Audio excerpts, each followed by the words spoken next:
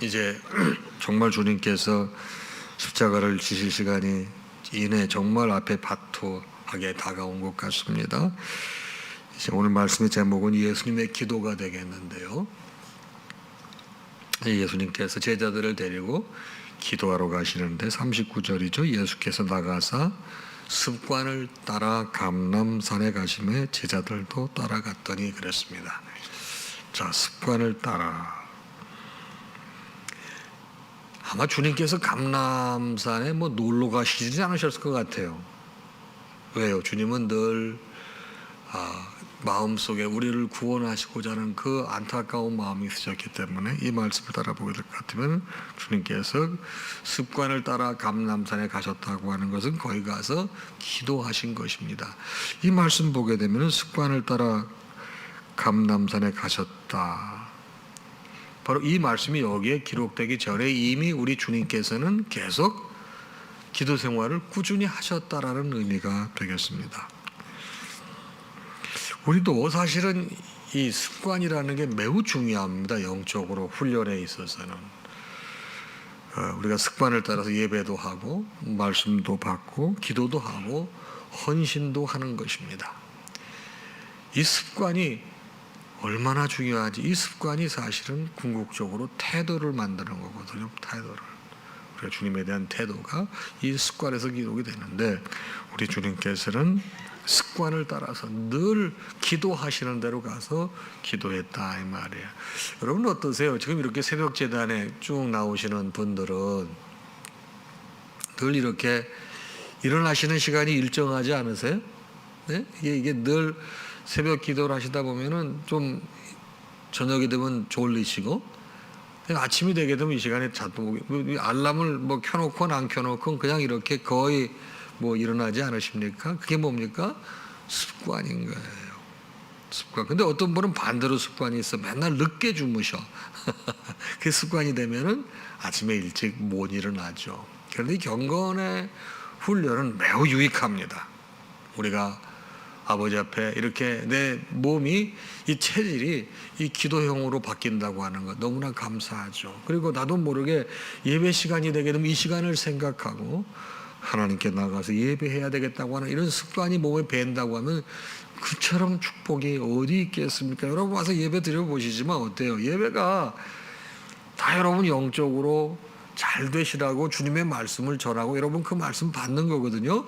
어떨 때는 이 말씀이 조금 양념이 잘못돼 가지고 여러분 원래 이 말씀의 이 재료는 다 좋은 거예요. 신선하고 제일 좋은 거 가지고 하는 거예요. 그 재료가 하나님 말씀이니까.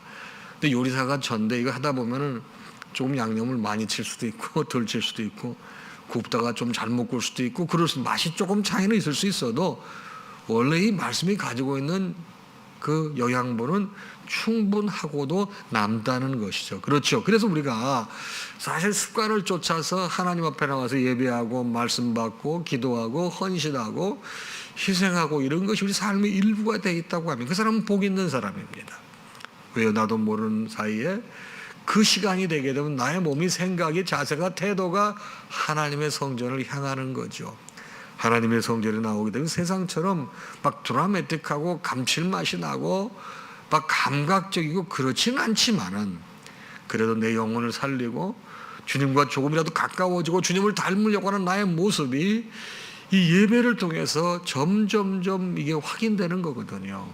그래서 습관이라는 게 그렇게 중요합니다. 그래서 주님께서는 습관을 쫓아 감람산에 가셔서 이렇게 이제 기도하시는데 제자들도 따라서 갔다는 거예요. 그곳에 이르렀습니다.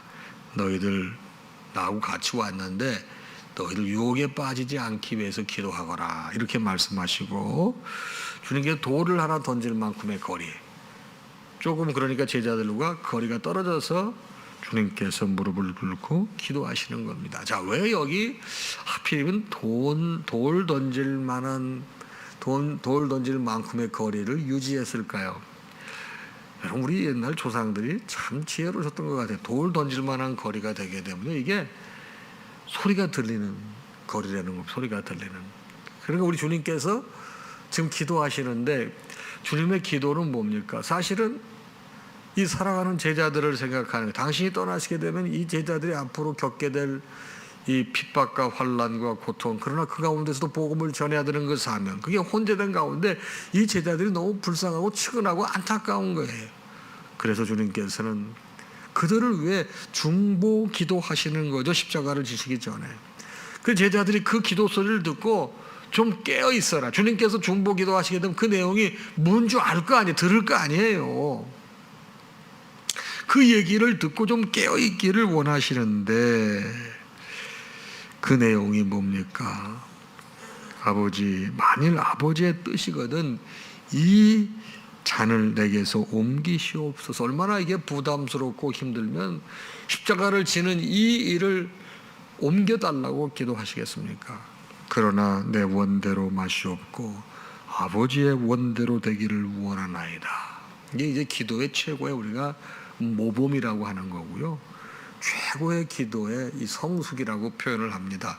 처음에 여러분도 저도 내가 원하는 기도의 제목을 가지고 하나님께 나가서 기도하잖아요. 하나님 이렇게 해주세요, 저렇게 해주세요, 이런 문제가 있습니다, 저런 문제가 있습니다, 이거 풀어주세요, 이렇게 기도하지만은 기도하는 가운데 우리 영적으로 성숙해지게 되면 나는 이것을 원하나 내가 하나님의 뜻이 어디에 있는지 몰라, 하나님의 섭리가 어디에 있는 줄을 몰라. 그래서 기도하는 가운데 주님과 대화하면서 영감이 생기고 영적 확신이 생기고 영적 깨달음이 생겨서 이때부터는 하나님 내 뜻대로 마옵시고 아버지의 뜻대로 해달라고 하는 아주 성숙한 기도가 나오는데 이게 우리 예수님께서 여러분과 저에게 보여주신 기도의 최고의 극상의 모형이 되겠습니다. 자, 그런데 보세요. 이렇게 주님께서 기도의 내용이 바뀌고 나니까 어떤 현상이 생깁니까? 말씀 보시게 되면 그러나 내 원대로 마시옵고 아버지의 원대로 되기를 원하나이다 하시니, 기도의 내용이 바뀌어서 주님의 뜻대로 되기를 원하나이다 하시니 43절 어떻게 바뀌었는지 보십시오. 43절 천사가 하늘로부터 예수께 나타나 힘을 더하더라. 자, 기도가 내 뜻으로 시작해서 하나님께 나 자신을 항복시키는, surrender 한다고 그러죠. 항복시킨다. 나 자신을 드리는 거예요. 내려놓는 거예요. 그랬더니 천사가 하늘로부터 예수께 나타나 힘을 더하시더라. 이 말씀이 여러분과 저에게 시사하는 바가 굉장히 큽니다. 여러분 성도들이 기도할 때 기도에 줄을 붙잡는다는 표현을 쓴단 말이에요. 그러면 여러분 이렇게 이렇게 하는 기도 가지고는 15분, 20분 하면 힘듭니다. 근데 이제 방언 기도 같은 경우 하게 되면 뭐 1시간, 2시간 뭐 넉넉하게 할 수 있죠. 넉넉하게 할 수 있습니다. 근데 방언 기도라는 게 뭐예요? 이건 방언도 성경에 있는 거예요. 하나님께서 이 영을 더하셔서 기도의 영을 더하셔서 힘을 주시는 거거든요. 근데 그것도 다 주님께 맡기는 거예요. 내 뜻대로 기도하는 게 아니라 주께 맡기고 나를 항복시킬 때 하나님께서 여러분과 제 기도의 힘을 돕는다는 걸 잊지 마시기 바랍니다. 아주 중요한 말씀이 되겠습니다. 천사가 하늘로부터 예수께 나타나 힘을 더하더라. 주님께서는 제자들이 앞으로 당하게 될 시련과 유혹을 위해 중보하시는 그 기도 소리를 듣고 깨어있기를 원하시는데 그 주님의 그 마음을 제자들 헤아리지를 못합니다. 44절입니다. 기도하시면서도 제자들이 의식이 되시겠어요? 안 되시겠어요? 내가 지금 기도하러 간 게 물론 나의 사명도 있지만 내가 떠나고 나면 저 녀석들을 누가 보살피나, 내가 처음부터 의도를 가지고 생각을 가지고 제자들을 불렀는데 이제 내가 떠나게 되면 예수의 제자라는 이유 하나만으로 받게 될 그 핍박과 고통, 그 환난을 생각해 보니 예수님 마음이 가슴이 미어지시는 거예요. 그래 안타깝게 계속 기도하시니 얼마나 힘들면 44절에 예수께서 힘쓰고 애써 더욱 간절히 기도하시니 제자들이 말귀를 못 알아먹고 상황 파악을 못하고 분위기 파악을 못하고 더 안타까운 심정으로 더욱 애써 간절히 기도하시니 어떻게 됐다고요? 땀이 땅에 떨어지는 핏방울 같이 되더라. 얼마나 안타까우고 간절한 마음으로 기도하셨으면 땀이 핏방울처럼 되어서 떨어지느냐 이 말이에요. 그렇게 기도해도요 제자들이 반응이 없는 것 같아요. 기도 후에 일어나 제자들이 가서 슬픔으로 인하여 잠든 것을 보시고 야 왜 이렇게 자느냐, 왜 이렇게 자느냐, 시험에 들지 않게 일어나서 기도해야 되지 않겠느냐. 자, 여기 보면은 제자들이 슬픔으로 인하여 잠든 것을 보시고 그랬습니다. 제자들이 슬픔에 잠겨 잠들어 있었다, 이런 표현이 있습니다. 이 표현을 보게 되면 제자들도 사실은 예수님께 이제는 어떤 일이 있을 것인가 감은 못 잡지만 느낌으로는 이렇게 온 것 같아요. 그러니 슬퍼, 힘들어. 근데 문제는 뭐예요? 슬프고 힘들면 거기서 내려놓고 포기해야 되는 건가요? 주님이 기대하시는 바는 그게 아니잖아요.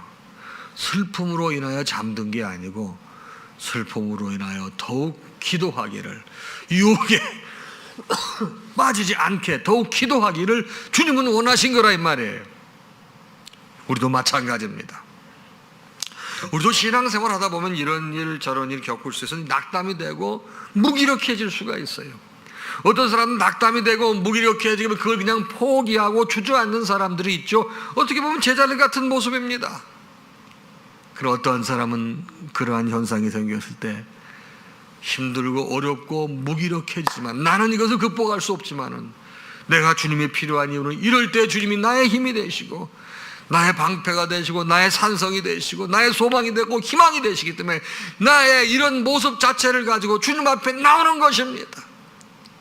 그래서 우리 찬송해 보게 되면 이 모습 이대로 주 앞에 나오지 않습니까? 하나님은 여러분과 저희가 그걸 기대하시는 거예요. 내가 죽고 내려놓을 때 주님이 시작하시는 거잖아요. 내가 살아있을 때는 절대로 여러분 재물이 되지 못합니다.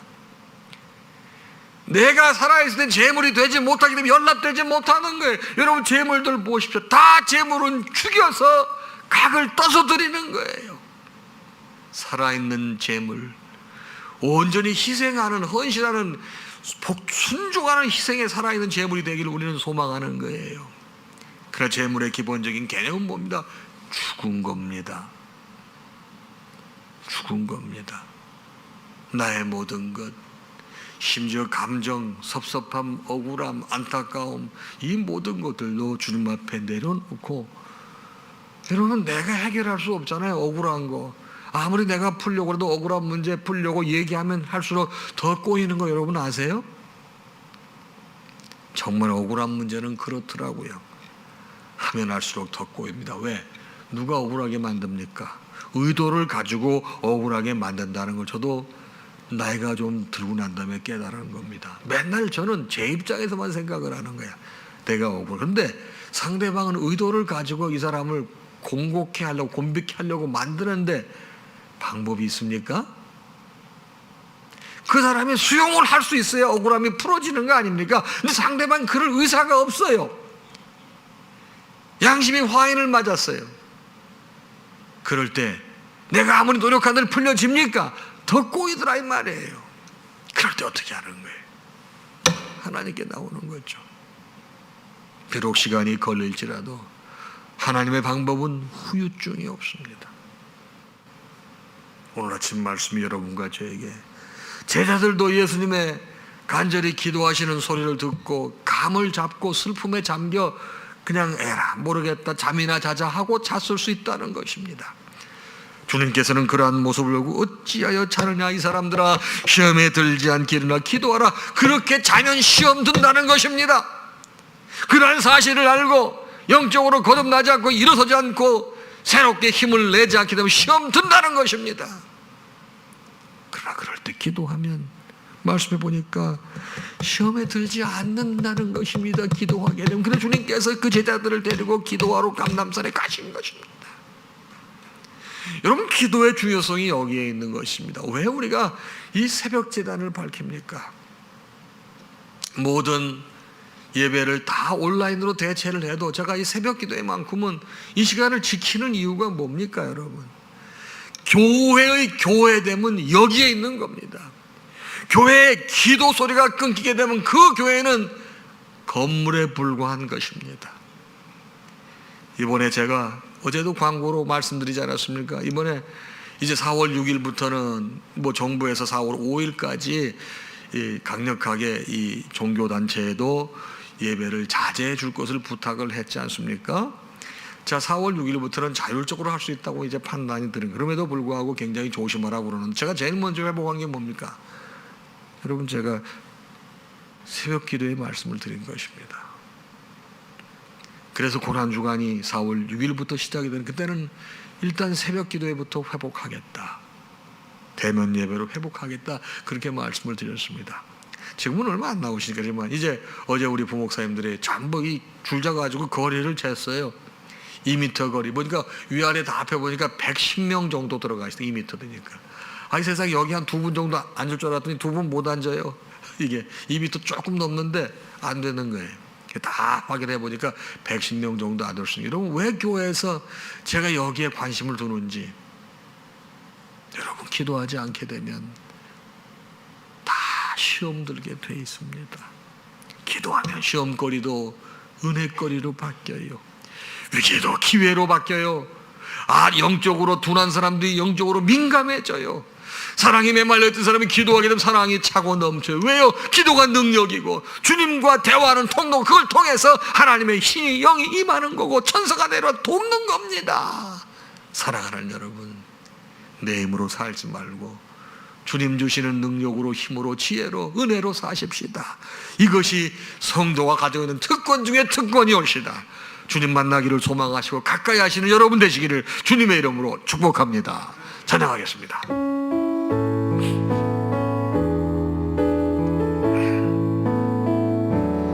모든 영광 하나님께, 모든 영광 하나님께, 모든 영광 하나님께. 나는 자유해.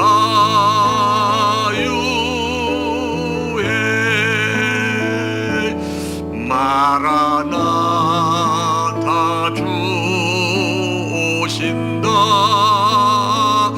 마라나타, 주 오신다. 마라나타, 주 오신다. 나는 자유해.